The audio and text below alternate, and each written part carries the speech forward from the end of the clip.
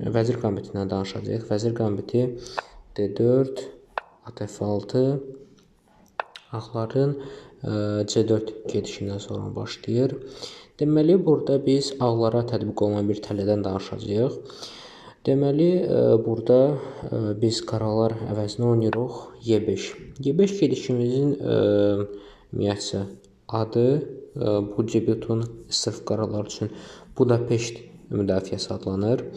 Deməli, Y5 oynadıqdan sonra əlbəttə ki, ağlar D-yə vurur. Çünki görürlər ki, Y5-dəki piyadanın heç bir müdafiəsi yoxdur. Ona görə də o piyadanı götürürlər. Biz də oynayırıq at F6. Həm də bunu da əlavə edeyim. Piyadanı götürdükdən sonra ata da hücum olur. Ona görə bu ağlar üçün müsbət bir gedişdir. Deməli, biz isə burada atımızı qaçırırıq, oynayırıq at J4. At J4 gedişindən sonra biz deməli Y5-dəki piyadaya hücum etmiş oluruq. Ona görə də ağlar oynayır fil F4 ki, Y5-dəki piyadasını qorusun.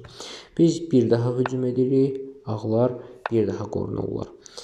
At C6, at F6 oynayır, at F3 oynayırlar və bu gedişlərdən sonra biz burada oynayırıq fil B4, rəqibin şah veririk və burada ağlar üçün yeganə bir gediş olur, at D2.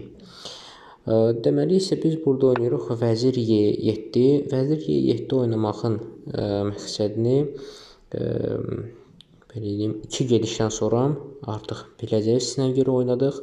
Burada isə ağlar oynayır, belə baxsaq məntiqi gedişdir. Oynayırlar A3. A3 oynamağın məqsədi odur ki, biz ya filimizi A5-ə və yaxud C5-ə çəkək və onlar da rahat öz fiqurlarını inkişaf elətdirsinlər və yaxud piyadalarını irəli sürsünlər.